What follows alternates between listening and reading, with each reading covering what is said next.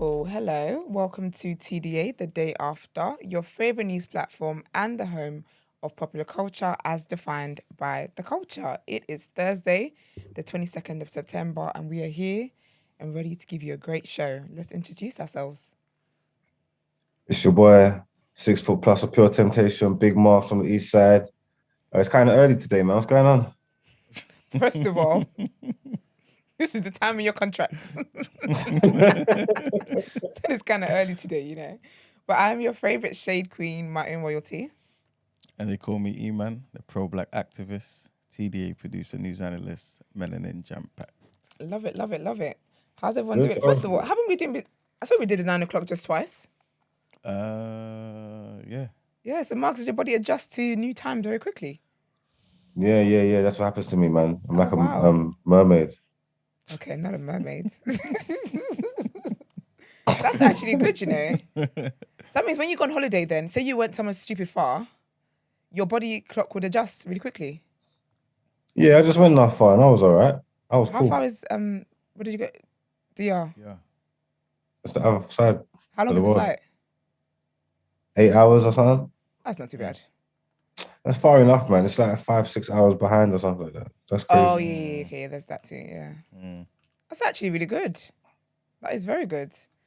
How's everyone doing anyway, apart from being tired? Yeah, all good. Yeah? All good. I feel like I need to get a haircut immediately. I think men are so dramatic. I think men get the haircut too often. But that being said, when I did have short hair, I got it. There you go. And I also think it makes up for how cheap it is. Don't you prefer a man with a trim anyway? Always. Always. I think men look very delicious with a fresh trim. See, just exactly. So guys obviously need to get haircuts kind of regularly. I get it. Actually, yeah, I do get it. I do get it. But it feels like it comes around very soon when I hear guys talk about it. I'm like, you just got one the other day. I'm like, no, it was literally 2 weeks ago. Oh, wow, okay. Yeah, 2 weeks is not long. Some men trim once a week. 2 weeks is their long. hairline is... 2 weeks is long? I think so. I think that's the proper time, like the standard time. I feel like that should be the standard time. I think that's the standard now. If you're doing weekly, your hairline is screaming for help. You clock 45, you're gonna need what's that thing Sherlock uses? What thing? What is it? Not a stethoscope. No, a magnifying glass to find your flipping hairline. 1 week, every week is too much, unless you're like a celeb where you have to do appearances and stuff. But I liked lockdown though when you were growing out your hair. I like that kind of scruffy look. It was nice. When you see people's lockdown looks and you forget like what they was like, it's all mad, isn't it? Like, it is. There's some old footage I've seen of some people. And I'm like, oh God, I forgot you was moving like that. Yeah. No, people were looking rough. I really liked it. There was something about that messy kind of look.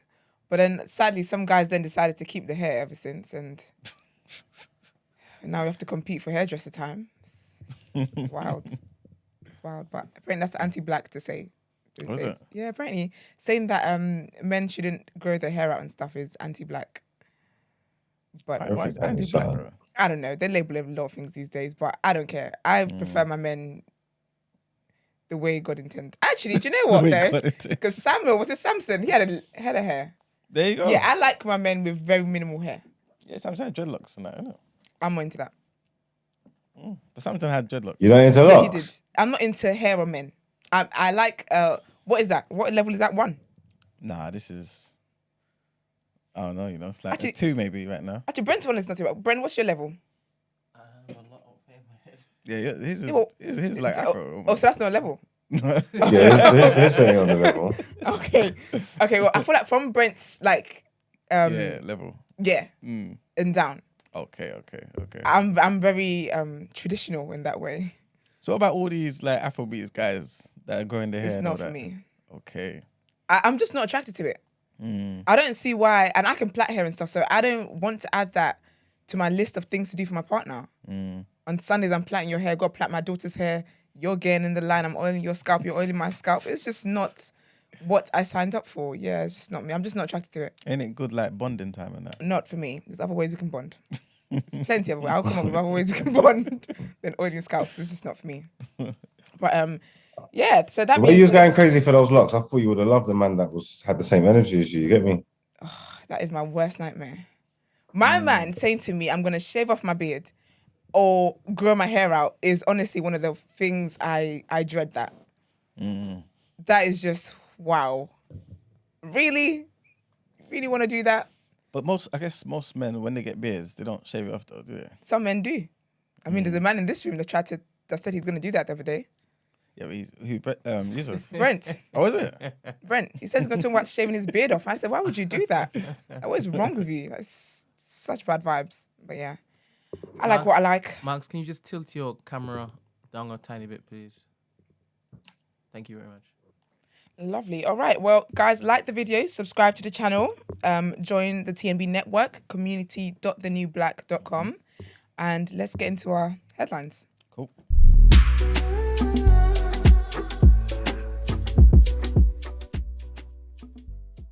So Putin is ordering a partial mobilization. So Russian President Vladimir Putin is calling up thousands of extra troops to fight in Ukraine after suffering setbacks on the battlefield.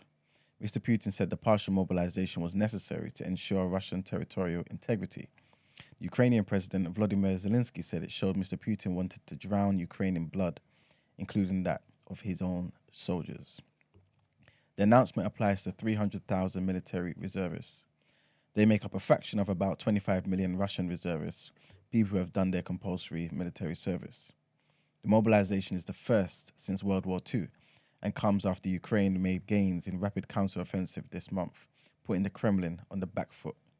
Ukrainian forces have recaptured key towns and villages in the northern Kharkiv region and have made a slower but still significant progress in the southern Kherson region. Russia, however, still holds about a fifth of the country. The decree is short on detail. It says nothing about a cap on numbers or about any exceptions, such as not recruiting students or conscripts. Instead, it's left to regional heads to decide how to meet quotas. In theory, the net could be cast far wider than the Kremlin has specified. Russian officials said it would announce very soon those who would be exempt from its partial mobilization. Second headline is basically a response to that and what Downing Street basically thinks about Putin's actions. So Downing Street have said that Vladimir Putin's call-up of Russia's military reservists is a clear admission his invasion of Ukraine is failing.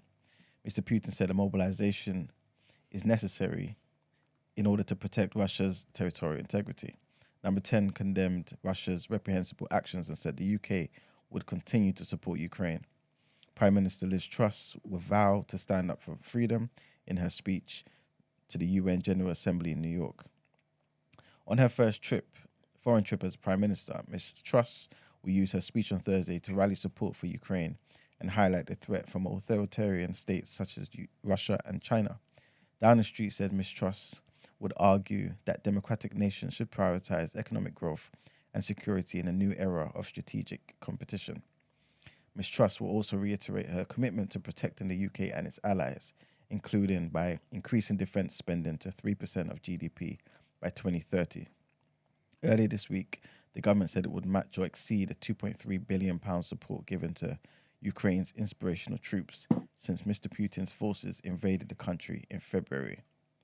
On Wednesday, a Number 10 spokeswoman said Putin's speech and his move to mobilize the Russian population are a clear admission that his invasion is failing. The UK, alongside our international partners, stand united in condemning the Russian government's reprehensible actions.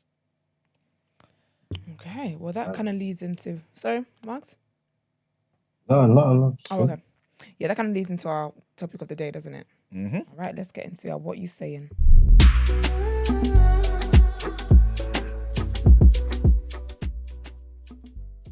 Kind of touched on this briefly in one episode.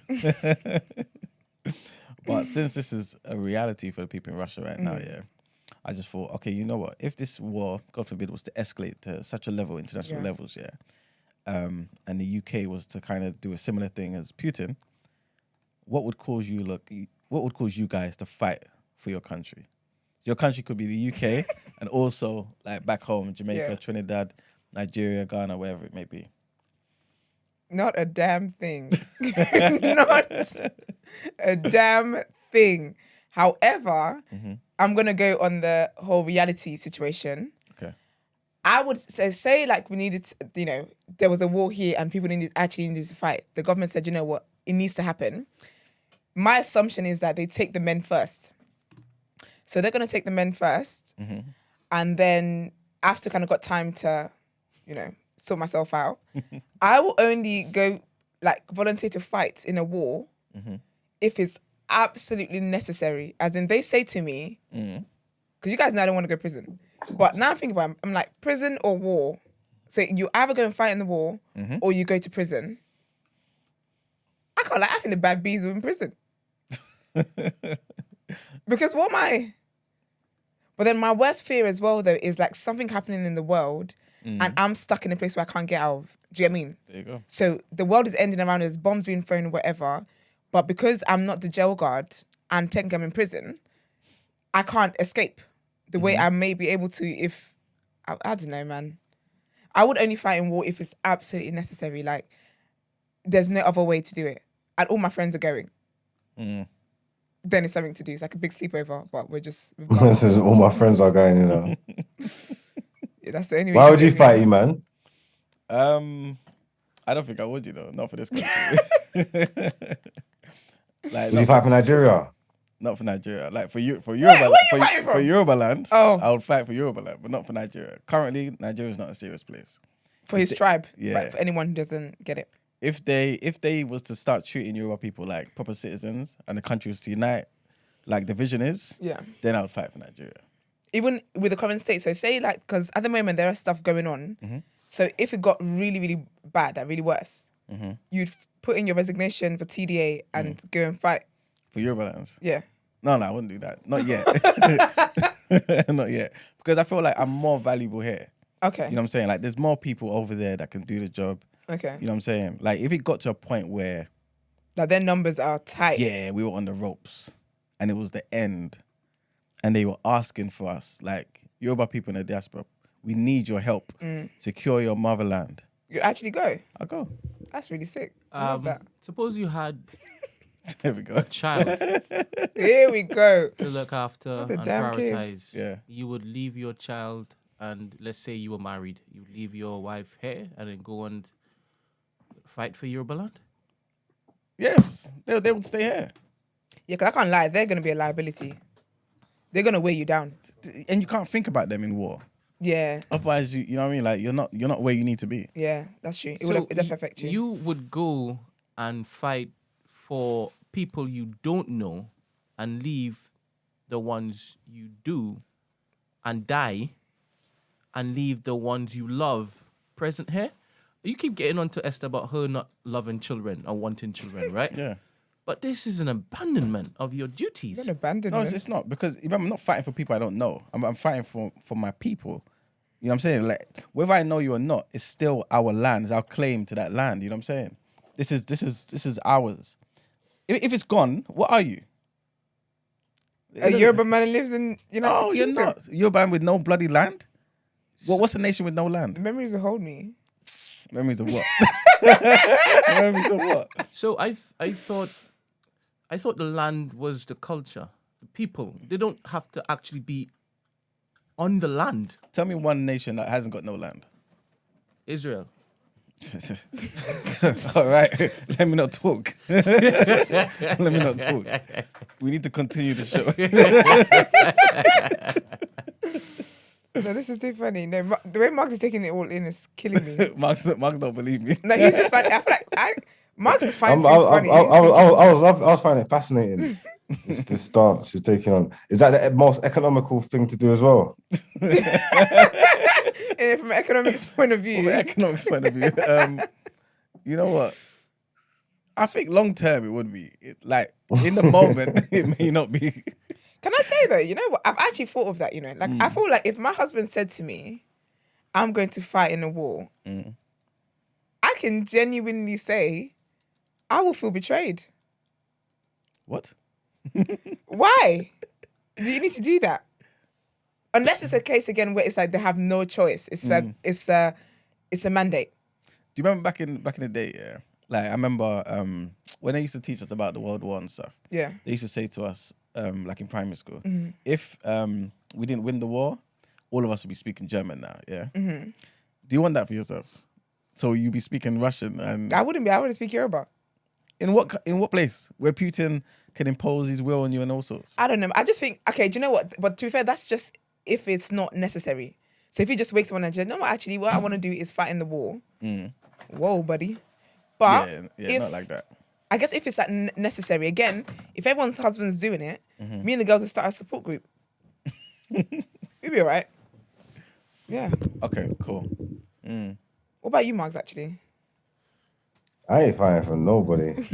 Hell would have to freeze over. So you just you know what it is, yeah?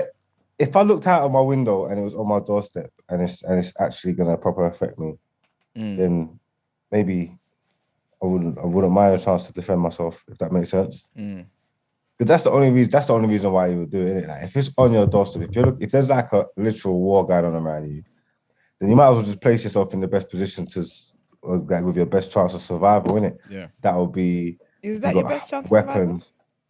Well, yeah, I need like access to weapons and. Oh yeah, that's true. You know what I'm trying to say? I was gonna hide in my house. Huh? I would just think, like, if I see it on my outside, if I look out the window and it's going crazy over there. Oh, I wouldn't. It's not I'd in probably here, do it more. so- I'd probably do it more like a vigilante thing.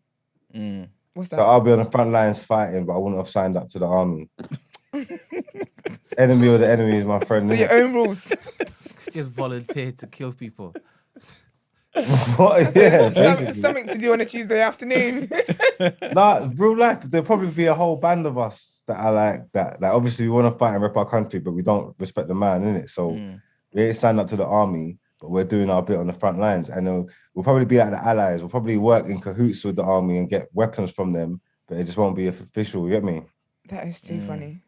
But don't you see it? Don't you see it like imagine like you're on you live on a road, yeah, and like you hear about a fire at the end of the road, and it's obviously gonna come up to where you live, right? Yeah. Don't it make more sense to come out of your house and go and tackle the fire down the end of the road, than wait for it to come up and then tackle the fire? Tackle the fire. You know what I'm saying?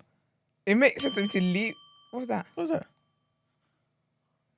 Focus on Who's got- what are you talking about? If I Do you get what I'm saying? Because like Mark, you're saying yeah, but you know what? you would wait till it's like basically at your doorstep. Yeah. If they're telling you this war, like if it's got to the point where they're saying, guys, we need your help, you know, Yeah. to actually fight this war. Yeah. Otherwise, it could be peak for everybody. Isn't it better to go at that point than to wait till it gets worse? No, because that means you're essentially saying go and jump on a plane and go and fight somewhere, which is not going to be in Russia or English. No, I'm not going to no funny country to go die in. I will be here defending the land. You get me? And if it's necessary, then I will answer the call to arms. You get me? They can't send me out of nowhere. All right. Yeah, man. I don't know about all of that stuff. Unless it's absolutely like my entire existence actually depends on it. So, Emmanuel, Yeah. you love this land that you've spent less time living in Yeah. than your daughter. Of course I don't. So you love her more than your daughter, but yet you go and die and leave your daughter? No, but firstly, I'm not going to die. Death ain't guaranteed as well. You can't Thank you very much. I'll be honest with you. Thank you very much. I hear God war, damn. I hear death. Huh? I hear war. It's a synonym for death in my Yeah, opinion. for the other side. Okay. All right. For my enemies. You'll be naive running into this war as well. It's Exactly. not naive, man. I'll do what's necessary. I'll do my prayers. I'll Brother, speak you to- have no fighting skills. It doesn't matter. It doesn't matter. It doesn't matter. I don't understand. It's all right, man. It doesn't matter. Most people in war ain't got no fighting skills. If it gets to that, No, they do. what? If it got to a world war? Of course They not. do. No, we're not talking about just armies. We're Not them talking kind of fight skills. We're not talking about armies, you know. I'm talking fingers about with if it guns. gets to a situation where you're calling for mobilization. You're talking about regular citizens here. To be fair, I guess the stress and the what's that thing Adrenaline. called? Adrenaline of it all will get you doing what you need to do. Nah, people be shooting themselves and all sorts. I'm scared. And you think you're gonna win. I stay calm in the most craziest situations. But do you understand that for your country to even so in my mind, Jeff, for my country to say that everybody you have to fight now, is that because you guys are losing? Because the army can't do it no more. That's what I'm saying. So not you're not necessarily that you're losing, but like if we don't do something, we will end up losing. and they're gonna get a whole bunch of unskilled men, and you don't think you're gonna lose? I don't think necessarily you lose. It happened in the UK, you know. Man, the UK didn't lose. Okay. If the airport is open, I'm gone. But where are you gonna go? Somewhere else that's not a war. Firstly, they ain't gonna allow you to run away. It's not that easy. I'm a woman. What am I gonna do? That is the one time I will actually play the woman card because I'm weak. I'm a damsel in distress. What am I supposed to do? Make you lot snacks on when you're on your breaks? You know, like me, I value like, you know, the culture, the people, and the land, innit? And like I said, a nation's no nation really if you ain't got no land. Yeah. What are you? You're just out here being nomadic and doing nothing really. And like, I would love for my daughter to have somewhere she can call home. That's really home. You know what I'm saying? Oh, gosh. It's necessary to me. It's necessary. Tell me something. So what? All they gotta do is ask you. So you're not gonna have to see no imminent danger or nothing. They just gotta tell you it's desperate, it's dire times. I need you, and you're coming. Yeah, just say the word and he's gone. It needs to get to the point where it's like They're dying on the line. yeah, we need. You know what I'm saying? Otherwise, like I was saying, I feel like I'm more valuable here. Like people over here, we can you know send financial aid. We can do certain things that can help. You know what I'm saying? It's better for us to be here, I believe, anyway. But if it got to a point where it's like, look, they're finished, right? Yeah, man. They're finished, and you know full well that if it is you go, you'll get finished too. You will still go. Okay, no, not that point. Otherwise, that's suicide, isn't it? Like, there's no point in Is it doing though? that. Because then you don't know whether you're gonna like. I mean, the reality is you'll be finished.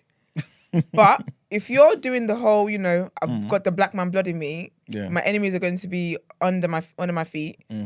You still go then. No, but it depends. Like you have to win, though, innit? Because if you're not Wait, alive, so you'd only go if you know you're going to win? no, but I believe we'll win. But I'm so saying, you'd only go if you believe you would win. yeah, but I believe we'll win. I'm telling you right now, I believe so we'll win. you wouldn't actually die for Yorubaland. You would die with With Yorubaland. with considerations. No, I was answering what you were just saying about the whole. If I knew we were gonna lose, like we were just on the back foot and it was over, basically. That's basically suicide. That's what I'm thought saying. you went to basically fight because of something that was higher than life. Brent. Yeah. So you see that obviously, yeah, if you're gonna like fight in the army, or whatever, I could see that you could say that you'd be willing to die for the cause or willing to die for the land, yeah. But why are you taking that as definite that you're definitely gonna die for? Why can't you see life past it? So are you saying why am I not saying I could live? I have no Like, fighting you're skills. No, but his call to arms. You're saying him answering that call to arms is him saying he's gonna go over there and die. No, he said that he's only going to go if he knows he's going to win. No, I didn't say that. What did you just say? I'm saying I wouldn't just go if I knew we were gonna lose because that's suicide. What's the opposite of that? It's possibility as well, isn't it? I believe we're gonna win. You know what I'm saying? But if you're telling me we're gonna lose, there's like, I don't know, 1 million on one side. All right, and so like there you go. 10,000. He's only going to go if he believes he's going to win. Yeah, but so if I he's don't naive enough, he can go. Yes, Max? Yeah, I'm with you. All right, so what's the question you're asking me? No, Because I ain't dying for no piece of land that I have no affinity to. How long have you lived in Yorubaland, Emmanuel? I haven't. Oh, come on.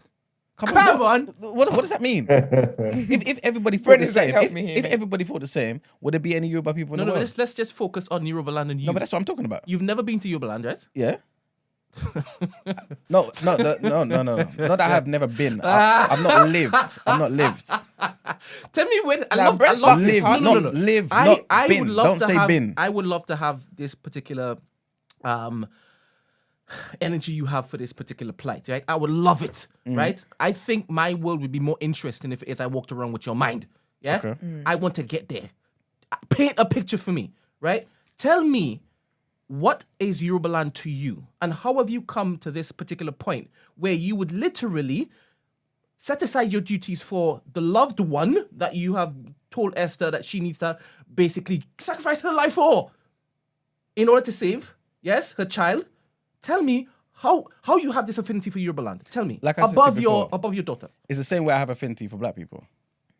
If you can understand why I love black people, you can understand why I love Yorubaland. But all black people are logical and common sense What's that driven. mean? I can't die for all black people. I can't. You're not dying for all black people. You just made a general comment about black people. No, but you're not dying to be for specific all because listen. when you're going to Yorubaland, you wouldn't go to die for a South African cause, would you? It's a particular land in which it is you're going to be dying but for. I'm trying to parallel it. I'm trying to parallel it so you understand what I'm saying. Run it. If you would fight for black people, does that mean you're fighting for all black people? So what do you mean when you say you're fighting for black people? And I think I understand what you're saying, but I need you to be clear for those who don't understand. Okay, all right, put it like this, right? If white people, right, obviously, say there was a race war, and white people were attacking black people, they got the memo. All white people got the memo, right? And you guys are seeing on the news and all sorts, right? Mm-hmm. And they're fighting against black people. They're killing black people in the streets all over the world. Would you guys fight? To be honest, I would, because it's right on my doorstep. Yeah. It's not me leaving to a different country to go and fight white people over in a different country. It's right on my doorstep. Okay, cool. It's the people I love that are in danger, right in front of me. Fantastic. My children, my wife, right in front of me. Fantastic. So 100%. Fantastic. If you heard, right, that white people were traveling from Ukraine or Russia, right, in millions to go and kill people in Trinidad, right, would you fight? No. If you heard white people in Europe, all of Europe, were going to Africa to kill people in Africa, right? I'm talking about millions, right? Hundreds of millions going from Europe to Africa to kill people in African countries all over. If they're leaving from London Gatwick, I'm going to London Gatwick and milking them. So, all right, they're not leaving from Gatwick. They're leaving. No, they're not leaving from the UK. They're leaving from the rest of Europe. Nah, I can't say I would. In my head, I'm thinking that there are going to be enough niggas over there to do the job. And then what you're asking me to do is basically place myself in this world in which it is that they have different countries come together to basically stop this kind of stuff. So this is all rent asunder. It's just set aside, yes? It's a hypothetical you're making up, right? Everything's hypothetical right now. So everybody's on this race thing, white against black. I mean, there's other races that are not intervening there. So but you can see that they're just chilling. I don't know. They mind their own business. Why are you expecting Mexicans to fight for Africa? If this particular one in which is you want me to contemplate, right? Yeah. Or consider. I will wait. I'll watch the coverage and see how the blacks are doing in Africa. Mm-hmm. I may not need to leave at all. Cool. Remember, I spoke about this already. So if you got to the point, again, if you're in Europe and you feel like you can be more helpful. Is it affecting the whites in Europe? Is it affecting the whites in Romford and Ilford? Are they getting restless? Are they trying to think that if things go well in Africa, then we could do it over here? I'll start marking the ones over here. Yeah, potentially. They might feel that way. But you don't know. I will focus on the ones over here.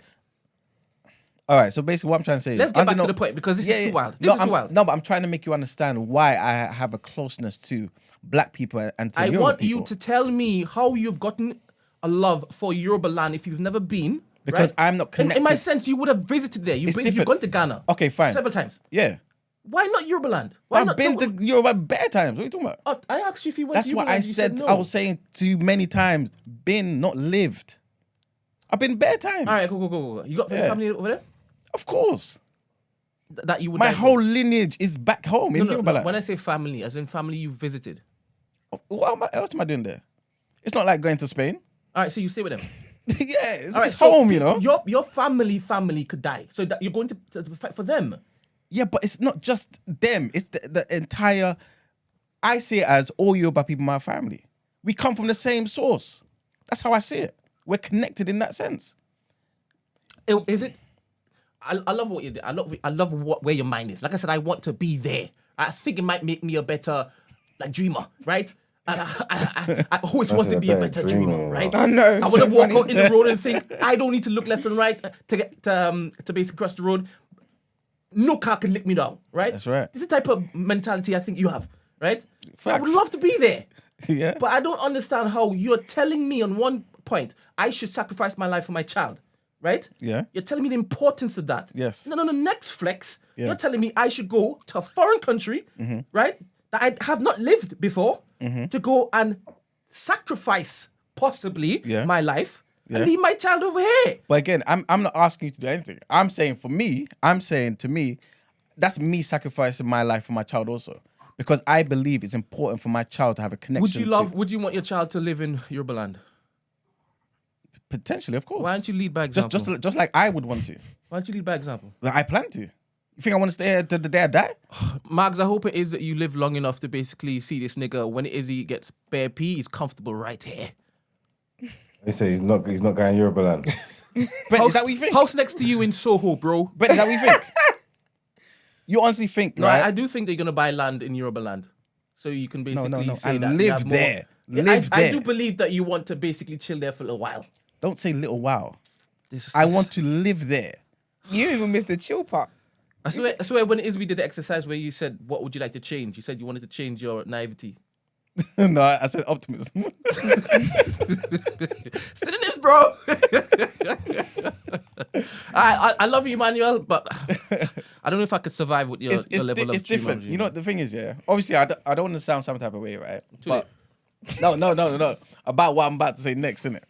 But how can I make it sound? Just go for it. I don't think. No, because It sounds some type of way. no, because the West Indians might come for me. Go on. Right, what are you gonna say? They're already coming for you. Man said we're so far removed from our source that has us speaking so wayward. Did I say any of this? Go on, I didn't say say it. anything. Say it. What I'm trying to say is, I don't know, right? But maybe it might be, right, that you, for example, don't necessarily see Trinidad as home. I see Yorubaland as home. That without that land, I'm nothing. That I don't exist. You see what I'm saying? Like, that's not my home for the past 400 years. That's been my home for thousands of years. You see what I'm saying? That I think maybe that's a bit of the difference as well. Yeah, I don't know. I think I'm a type of a new black. Wherever I conquer is my home. Mark's face. Wherever I conquer is my home, sir. I bring my home with me, with my wherever I put my family, wherever it is I take my culture, and I serve my God. Yeah, that's what them guys in the desert do too. You know what I'm saying? They just go around with tents and whatnot. What does that do for you, man? Anyway, Like I said, there's no nation that doesn't have no land. You know what I'm saying? You can I French told man's you got France. There are nations that they've stolen land and And them man are belong there. fighting to this day. They're struggling and stressed. You know what I'm saying? I don't know. I think there are more things to concern ourselves in this new age in which it is that we now live in than what it is that you're purporting. But that is me and that is you. All right. Long live Yorubaland, bro. Forever. We can never die, man. But yes. Well, Yusuf, you got anything to add to that, or? I'm fine to move on. Sorry I'm late. I was just enjoying the little Brent and E-Man show there. Very interesting debate. Would you go to war for this country? Or? No. And in no circumstances. Would you accept prison basically over the call up? Will I accept prison over the call up? No, I'll probably go. If it's prison or war, Yeah. I'll choose war. Okay, cool. Yeah. You don't think prison's that bad? That's what I said. I told you. I think- You think prison's that bad? No, I think we've had this convo before. Yeah. I just prefer my freedom. I do think that for guys though, you will get judged if you choose prison over war. You will kind of be seen as weak. But you'll be alive, potentially. Absolutely. Yeah. But it might give Call the me girls the the ick. weakling. It would give the girls the ick. So you got that to bear with. I'll get a weakling tattoo. I'm telling you now, prison is not that bad, boy. Yeah. You just go have your little war. I'll see you on the other See side. when you get back. But also, is If there you get back. a time frame on me being in prison? That's what I was just about to say. Like, I don't think it's like, oh, we'll release you when the war's done, innit? Like, you may have to do twice as long as the war. Yeah. You know what I'm That's saying? fine, because then when the war is done, there's going to be a lot of like rationing, all that kind of crap going on. So when society is restored back to its usual way before I went in there, I'm happy to come out then. I told you that's where the girls going to be. Alright. Gorgeous girls choose prison over war. So that's where the party will be. Okay. All right, well, let's get into our next headline.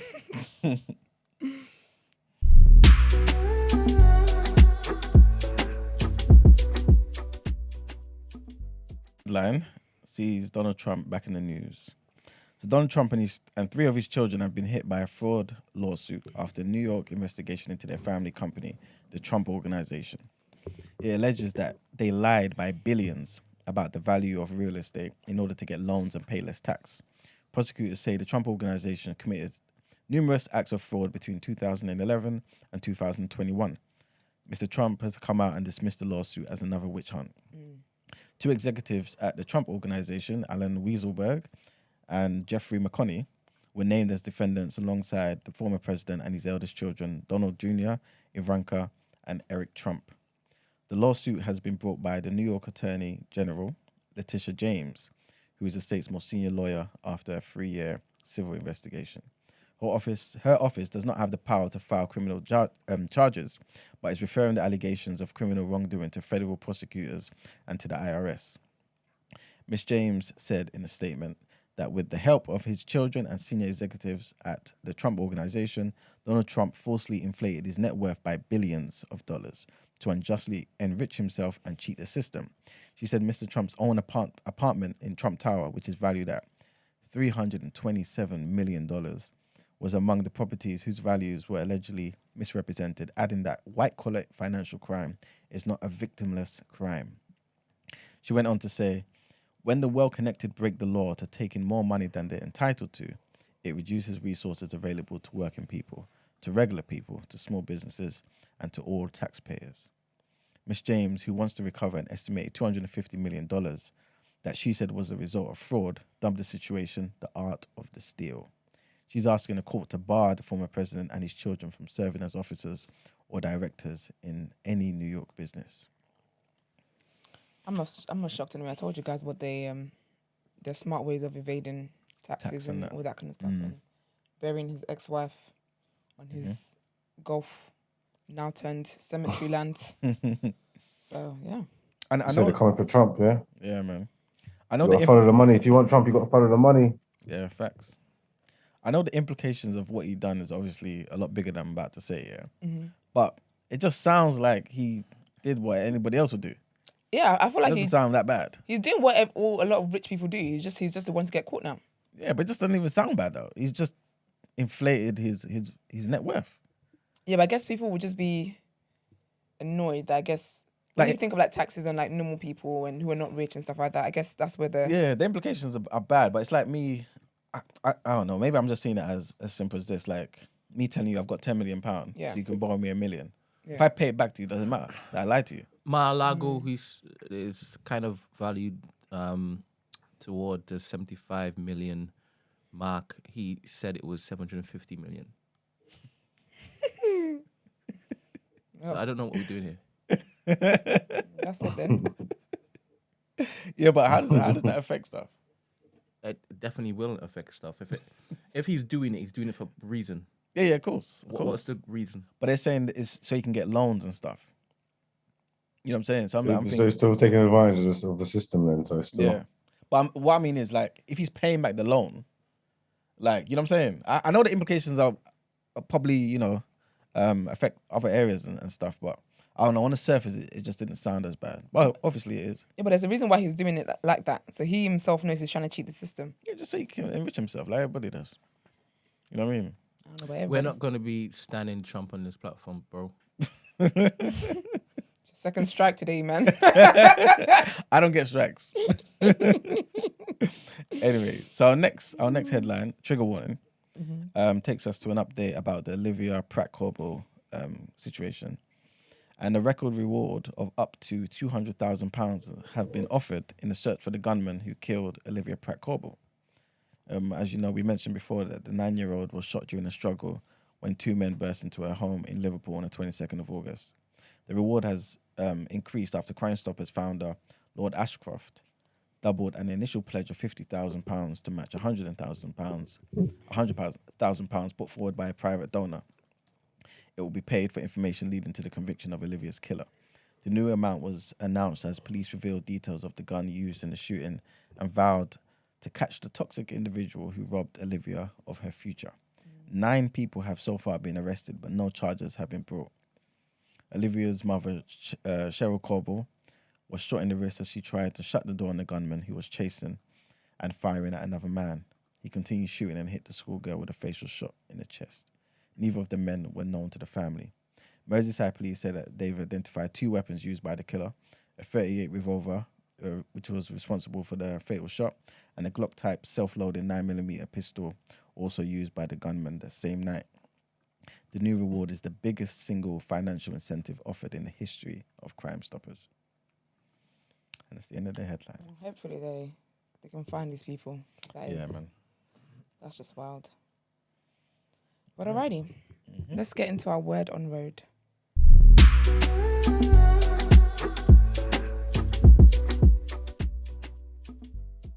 So, on the news of white celebrities doing things that no one asked them to do, Brad Pitt has basically launched a genderless skincare line.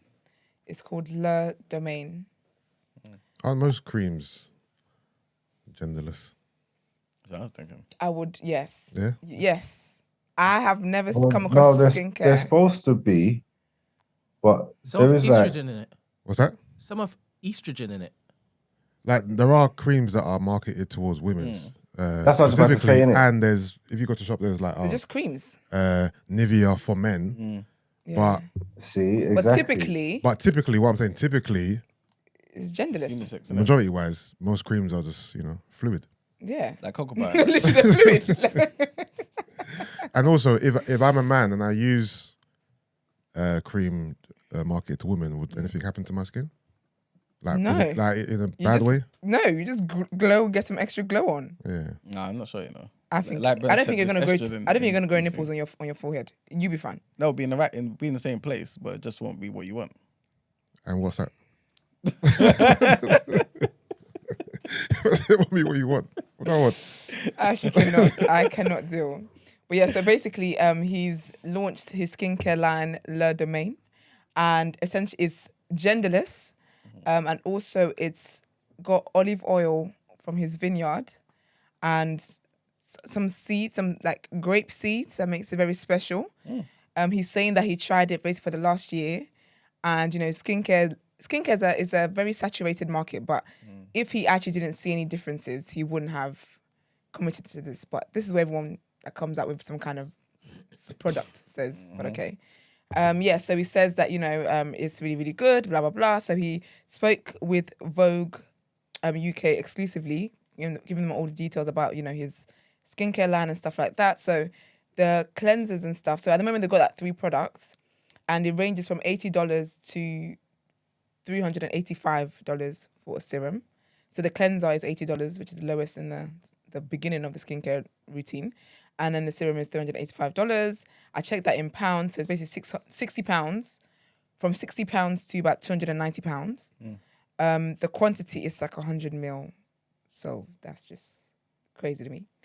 But yeah, and then he was asked about, it's also anti-aging. And he was asked about, if he felt any pressure about aging in his business, in the film business. And he says, I don't want to be running from aging. It's a concept we can't escape. And I would like to see our culture embracing it a bit more, talking about it in those terms. And he said something that they discussed in, Domaine was the headline of anti-aging. And he said, it's ridiculous. It's a fairy tale.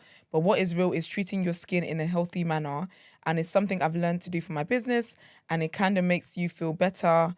And he grew up with a country mentality where he uses soap once a day. But over the years, his skincare routine has gone better. He did say that the genderless thing as well is so that men know that they can use it as well. So the interviewer asked him, how and why is it important to you that Domaine's approach is genderless? And he says, again, I don't know if it's just that I believe in being all-inclusive as much as possible, or maybe it's about us guys needing help from others in understanding how we can treat our skin better. And he said he probably got more from his female partners in the past, but with his line and stuff, the smell is all neutral and blah, blah, blah, blah. And I think he's smart. Yeah, he is smart. I think to brand it genderless In this day and age, adds a little pizzazz to it.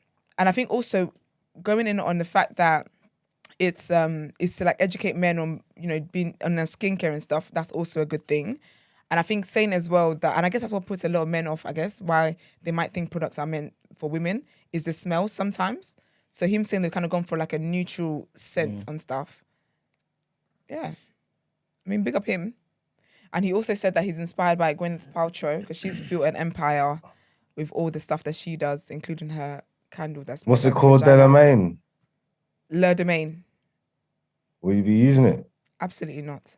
Not for 290 pounds. Do you know what it is? I personally don't believe in celebrity skincare lines and stuff like that. I think it's all a scam, in my opinion. A lot of times as well, it just doesn't, unless I know you to have like where I can actually see the proof in the pudding, I'm not going for it. I just think it's an easy thing to do. It's they just signed the deal. They're not involved in the process. They have no idea. They're just prepped and they say to them, say it's genderless, say it's this, say it's that, and they come and say, yeah, this is great. And I think also people who have great skin, as in genetically you've got great skin, you can't tell me that the skincare line is good to get great skin because you've been having that. So do you get me? So I need it proper tested and tried, but I will not be trying this. I have no desire. Have you got the same sentiment towards makeup lines endorsed by celebrities? Yeah. Well, like Fenty. Not Fenty, because with Fenty, so basically with a lot of celebrities, they will do a makeup line. It's just a job. It's a paying gig. Do you know what I mean? So for me, that's why Fenty was so different. I think for a lot of women as well, because Fenty gave us shades that a lot of makeup brands never gave us. Do you get me? There was like a handful, if that. The ones off the top of my head I can remember was NARS, Lancome, Estee Lauder. I think they're the ones who had like a long, like 47 shades of, foundations. But that's what Fenty wanted to target. And so a lot of celebrities, when they do the collaboration, it never really fills the market with what's needed. There's literally there was a gap in the market for Fenty, and she came and smashed it because she catered to the girls who had the fairest skins, like albino.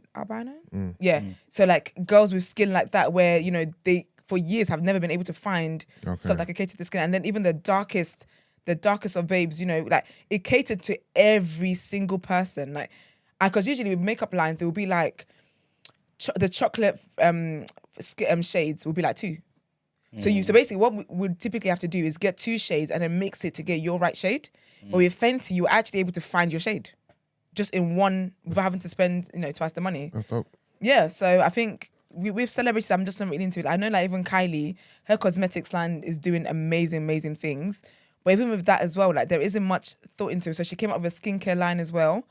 And I remember she was doing a demo on Instagram about it. So she's trying to show us why we should get her skincare line and why it's really good and blah, blah. And she's washing her face and she's dabbing it with a towel. And she's like, see, all the makeup is gone. No, the makeup wasn't gone. It was on the towel. Her face was still dirty. Do you get me? So there's not much thought and celebrities actually taking part in the processes for these things. Even a lot of celebrity perfumes. I've smelled some of them before. Like I smell it, I'm like, there's nothing unique about this. Like this scent is very familiar to me. I just can't figure out what brand it is. But congratulations to him. All the best with that, that line. And then next is, so I reported on Tiffany Haddish yesterday saying that the lawsuit has been dropped, it's been dismissed without prejudice. So that means that they can't go back into court again. Well, she spoke to TMZ exclusively because she was, on a way to catch a flight and they were there. And she basically said that she's glad that the lawsuit being dropped is dismissed is a weight off her shoulders. And she's glad, and she was worried about, the victims, and also about, the legal stuff. But she mentioned, being worried about the victims first. And then she also said that she's lost every job since the allegation. That she's like, I'm currently jobless, not one job to my name. Damn it, man. I know. And then what I found interesting though, because obviously I did think, okay, did it get dismissed because they paid them off? So outside court. But then I'm finding out now that in a statement that when it was dismissed, that the victim who took them to court, Jane, she said that, sorry, let me get the exact, what she said exactly. Yes, she said, my family and I have known Tiffany Haddish for many years, and we now know that she would never harm me or my brother or help anyone else do anything that could harm us. We wish Tiffany the best and are glad that we can all put this behind us. That is wild to me. That's very wild to me because when they originally filed the lawsuit, they were talking about having flashbacks and all this kind of stuff and not being able to date anymore and not being able to have relationships. And like the lawsuit was so vivid, their accounts of what happened. So for you now to say that, you've known her for years, which they did say, but then to say that she wouldn't harm you, I'm like, even if they did pay, even if it was settled out of court, usually it'd be settled out of court and it'd be like, the case is dismissed, that's it. But I think to go the extra extent to say that you know that this person wouldn't harm you after I've lost all my jobs, I'm taking it to court for defamation of character or defamation. Yeah. I would personally. But that's if it's what I think it is. I would do that because that's very, very wild. The woman's actually jobless, and the thing is, unfortunately, when things happen, not everyone stays tuned to find out whether you get a clear or not. Do you get what I mean? Everyone now, when people think Tiffany Haddish, which I've actually seen online, when people mention Tiffany Haddish, like, no, not her, she's cancelled, and no, she did this, but not many people will stay to know this statement. Do you get what I mean? It's just wild to me. Do you feel like if she doesn't come out and talk about it, do you feel like that kind of shows she maybe paid them off? Who, Tiffany? She did though. No, as in I talk about it in greater lengths. No, I think it's just because I think even her taking them to court, as much as in my opinion it's a valid move to make, because it's a thing about sexual abuse and victims. She could look like a bully. Yeah, that's true. Do you get what I mean? So it's like it's one of those techie ones where it's like, how do you straighten this out? But in her thing with TMZ, they did ask her, do you think anyone else will come up with a lawsuit? And she said, anyone that comes up with a lawsuit about me is a liar. Because literally there's nothing, I haven't done anything. Do you get what I mean? And to be fair, I feel like she kind of maintained her innocence from the start anyway. For her lawyers, they did say that she hasn't done anything and this is literally bogus. I just think it's wild for her to say that, we know her and she would never do anything to harm us or even put us in harm's way. But then you did an entire lawsuit and the woman has lost her jobs. But hopefully she can, bounce back from this and because that's just wild. That is very, very wild to me. So why do you think she paid him? I'm not sure if it was a case of being paid. I would assume maybe it's paying, but I guess if someone's suing you and you just can't bother to drag it on for longer, then you can sue them. Then you pay them out of court. There's always that option to either settle this out of court or go to trial, essentially. And I guess if that was just I need this to be over, I need to get back to working, that is the way to go. I don't think paying someone out of court is always speaking to guilt. Yeah, I think I used to think that if you're paying someone out of court, that means you're trying to hide something, blah blah. But I just think sometimes it's just like, do you know what? It's not worth the hassle. Just go away, kind of thing. But in the statement though, they did mention Aries Spears, sorry. So I don't know. Manuel, if someone accused you in a slanderous way that you would never fight and die for Yorubaland, would you pay them off? No, that's not that important, their opinion. So you would fight it in court? No. Wait a minute, say it again? If they're just slandering me saying... So you're like, I guess your brand is this whole I will go and die for Yorubaland. And it's revenue coming in for people to think that you're chatting crap, right? And they're on this offensive. Would you sue them? I don't know if I'd sue them. Maybe if it's affecting your brands, like the black-owned brands and freedom fighters and all that stuff that you work with, they're like, do you know what? It spreads like wildfire that you are not pro-black and and you're actually losing money and your livelihood over it. And you went to court. So, and again, you went to court and then they say, settle this out of court or go to trial. Oh no, it depends. It depends at the time, I don't think I can say an accurate thing right now, to be honest with you. Yeah. I ain't paying no money to anybody if it is lying about me. Yeah, but then, of course, that makes sense on the surface, but it's happened to countless people. Exactly. No, you're just going to mention Michael Jackson. Michael Jackson. No, I'm not mentioning Michael Jackson. Because you could go to court and then they find you, because the court doesn't always find people guilty or not guilty. Yes, Do you get Max, he did them things. Sorry, bro.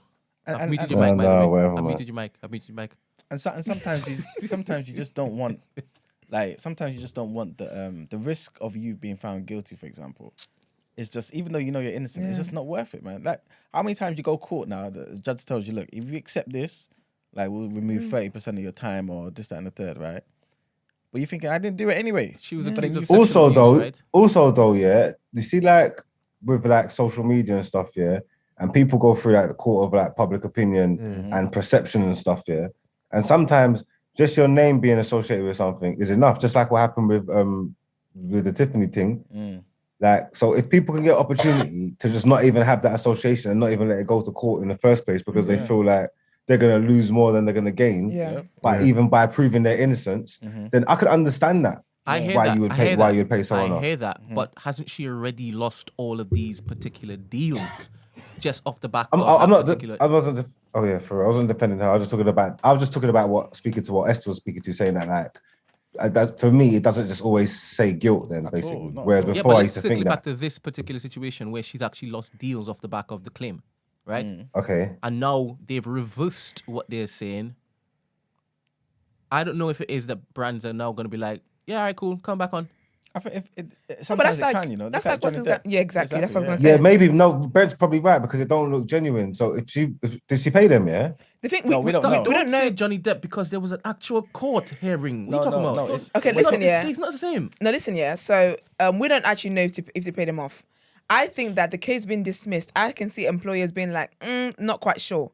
I think a statement to say that, do you know what we said wasn't true? That's a whole different thing for employers than the case just being quietly dismissed. Quietly dismissed alludes to, a payoff. Yeah, but no, it's still because in the statement, what did she say? We now know Tiffany would never harm us. Do anything. What do you mean we now know? No, So exactly. how did you come to that conclusion that you now know? Why didn't you know before? After investigations, isn't it? Ridiculous. Exactly. So even the way it's worded, I don't think it helps too much. Anyway, it's Doesn't still help her, to be honest. I think it's still wild. shaky. Yeah. Yeah. But I was mentioning the Johnny Depp thing, because just talking about the fact that, remember, he lost jobs, isn't it? But when he lost the case, he got jobs back. You know what I'm saying? So even though it can switch. When at he the lost end. the case, he got jobs back. No, he won the case, innit? So when he won the case, when she made the allegations, yes, he lost a lot of jobs, Yes. innit? Just like the Tiffany thing. Yes. When he won in court, the jobs came back. yes, Yeah, that's what I'm saying. she hasn't won in court. Who hasn't won? Tiffany Haddish, she paid the people off. No, the case was dismissed because they dismissed it. Yeah. But this is what I'm saying. It didn't even go to court. Yeah, I know. I mean, technically, This is different. It's a different example. it didn't go to trial, but it wasn't court. It was a legal matter, so it Yeah, it wasn't didn't court. go to trial. Okay, yeah, it didn't go to trial. But what I'm basically trying to say is just that something can happen before the end of the court thing, and it can change. But I that's don't know what if I'm it is. I trying can to say. basically understand the parallel, to be honest. All right, cool. Okay, well, Love you too, bro. all the best to Tiffany Haddish on that. Next is I haven't spoken about Love Island people in a long time, which I'm very glad about. But yeah, so a lot of people. So obviously we know the girls been getting deals and whatever. I actually found out because I was thinking, how have none of the guys mentioned anything? But actually, Davide signed a deal with Boohoo. Okay. Yeah, he did. So well done to him. But so with Dami, India's man, people have been, because they're such a it couple. Like they're really, really, they're just good vibes. And people have been kind of been talking about like Dami, what's going on, blah blah. Like, I guess kind of showing concern for what he's got coming because he hasn't announced getting anything. So obviously people want him to get a bag. So it's good concern. Do you get what I mean? So yesterday he tweeted and he said, "Y'all are cute, but let me clear this up in regards to deals. I'm cultivating my branding as I love fashion and I'm taking time with my style and emerging into the high fashion and creative space. Certain brands, some of which you've all mentioned, have reached out and they pay big, but just isn't in line with me right now. I look for longevity and because of that, there's exciting ventures in store and once I'm established, I can circle back because I've already made some great connections. Patience is a virtue. Please stop arguing with me. Sorry, please stop arguing about me and my friends' achievements in my mentions." So I thought that was quite positive. And he has got a very, very good sense. I think out of all the guys, I would say he's the best dressed. He was the best dressed, or is the best dressed actually. So hopefully he does secure a good bag for his fashion, for his fashion stuff. And then my last bit of news as well is about Jamal Edwards. So there was a memorial held for him on Tuesday, and it was to raise money for, it was a fundraising event basically for the Jamal Edwards Self-Belief Trust. And the trust helps young people at risk of homelessness and helps to provide entry points into the media industry for people who don't typically have that opportunity. And Ed Sheeran spoke there and he said how he owes his career to Jamal. So obviously, as we know, Jamal discovered him, I guess, gave him his big first break in 2010. And he said that because of that is why his manager, Stuart Camp, and also Atlantic discovered him to then sign him. And he said, a lot of people assume that because I write songs and I perform, I probably would have become famous anyway. I actually don't agree with that. I was one of many. I really don't think I would have been allowed through certain doors if it hadn't been for Jamal. He was just all about finding people and showing people new opportunities at a time where the industry was mostly based in London. And it looked like a really good, successful event. And it was hosted as well by Terry Crews, who is, you know, the American actor in Brooklyn Nine-Nine. You guys should definitely watch that. And he was saying how, you know, he's met Jamal before. So he said that, you know, he met Jamal when he came to the promotional trip in 2014 in London. And he said, we did the media thing, but afterwards we started to talk. And I was just like, man, I love what you're about. I love everything you're doing. How can I help you? So we exchanged numbers. And every time I came to London ever since, I sat down with Jamal and hung out with him. We had all these visions and all these plans. And when I found out that he had passed, I couldn't believe it. So he said he wanted to be involved with fundraiser to continue the mission that Jamal had started. And he called him a visionary. And his mum, of course, also spoke and said how, you know, Jamal really, really cares about homeless people, and he did a lot while he was alive, and to the best of their ability, she's like, no one can be Jamal, no one can do what he's done, but to the best of her ability, she's going to try and do the most she can. And she said how basically on Christmas Day, like he would go and give food to like homeless people and give talks to young people. Like she said he did this every Christmas. It was a tradition for him. And she said how, you know, she would make Christmas dinner and everything, but he would get back home at like 9:30, 10. And then they would all be waiting for him, and that's when they would then be able to then, you know, have their Christmas dinner. So she just said it's nice that they're able to honour him in this way, and they will carry on doing what he's doing to the best of their ability. But yeah, I thought that was a positive thing to end on. Yeah, man. And let's get into the People's Journal.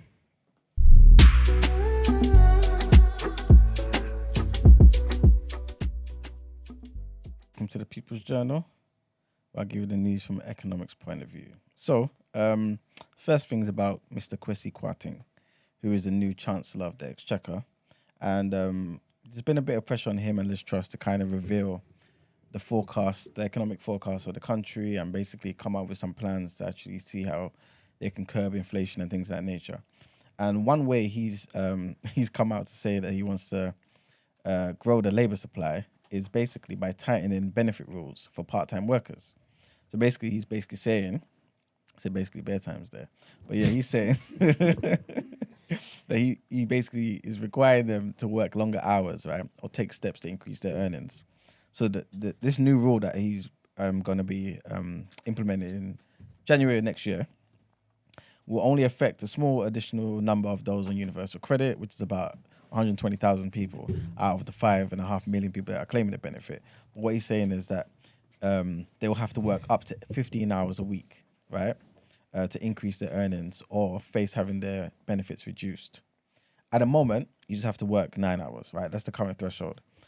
Though it was increased during the summer to 12 hours, which is actually going to come into force next week.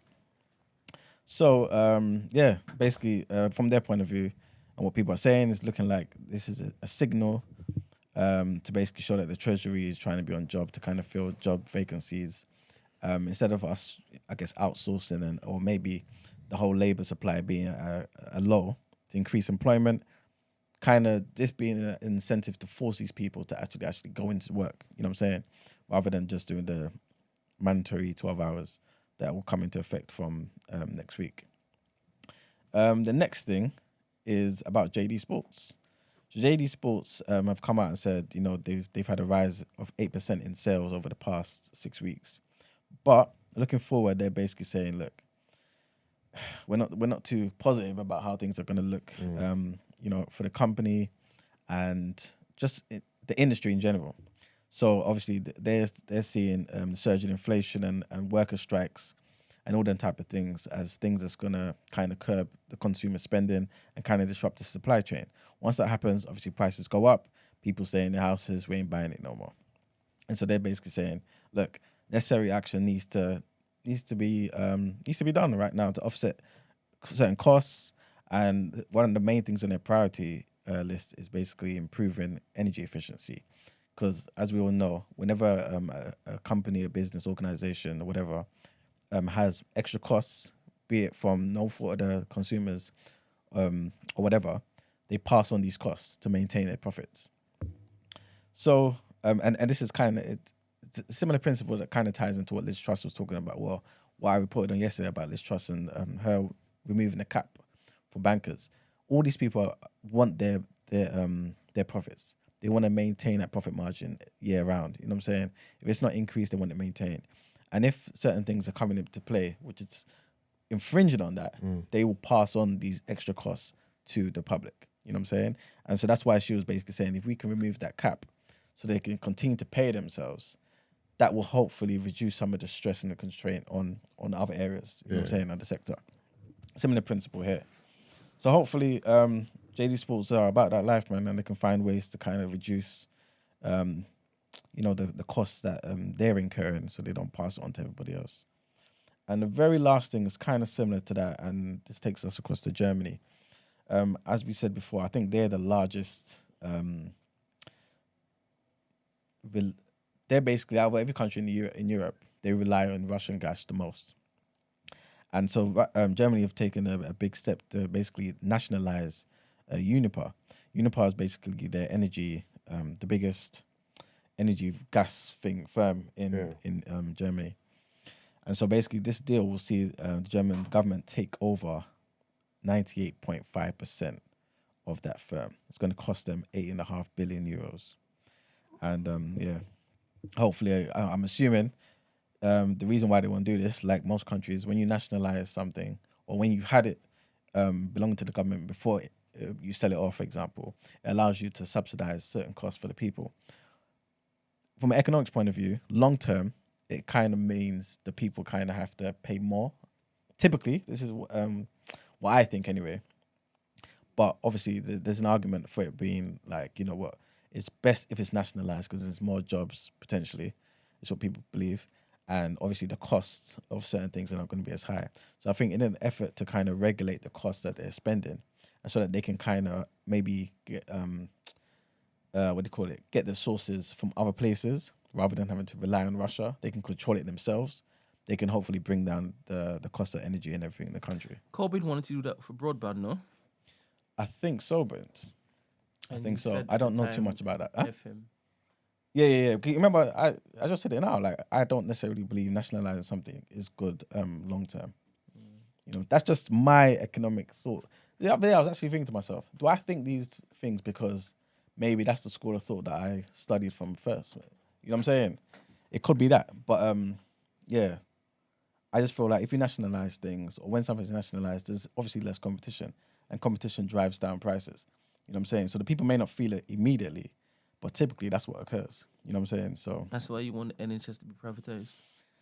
Not necessarily that I want it to be privatized, but I understand if it was to be privatized, potentially you can get a better service and it will cost you less, cost the taxpayers less. Because we don't feel it now because it just comes out of our wages and whatnot. You know what I'm saying? If you don't go to the doctors as much, why should you pay that much? You know what I'm saying? And if you do go and you struggle to see the same doctor, or you see one shag doctor who's overworked, what's the benefit? You know what I'm saying? So if you just pay for your own private thing, perhaps it may be better for you. It would just be beneficial to the people with money, right? Not necessarily with money, but for those who it's like you don't have to be rich. You know what I'm saying? Like there's very cheap packages right now, and like I'm saying, if it was privatized, there'll be more competition. More people will be able to come into but the whole people industry. Below the poverty line, literally right at the poverty line, they're not going to have any money to basically put to healthcare at all. Yeah, you may be right about that, and definitely is a sad thing. But I don't think it would go that drastic from nationalization all the way straight to privatized. I think there'll probably be some transitions to definitely cater for those people. It wouldn't be that drastic. It's not even that drastic in America. You know what I'm saying? Is it? I don't think so. It is, I think there's... Huh? It is. You sure? Yeah, it is. I think there's certain things in place, It's dire in America, bro. Huh? It's dire in America. Yeah, but I think there's certain things in place, to cater you for got people. free clinics. Yeah. that doesn't provide proper healthcare. What? Yeah, I know, but I'm saying that I think there's other things as well. You know, I don't think it's like Are you, you know what I mean, black and Are white. you saying this because you've done a little research? No, I think I've heard this actually. All right, let's. But I don't know fully. Let's You know what park I this mean? and let's do a little And then research we can come back. Yeah, yeah. 100%. But yeah, generally anyway, yeah, that's my thoughts on it. But yeah, that's the end of the People's Journal, man. What's next?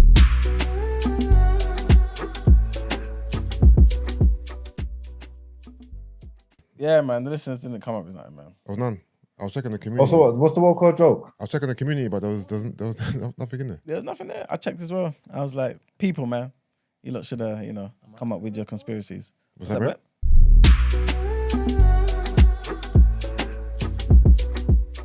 No, There's the no wrong Walker scene joke? Came up.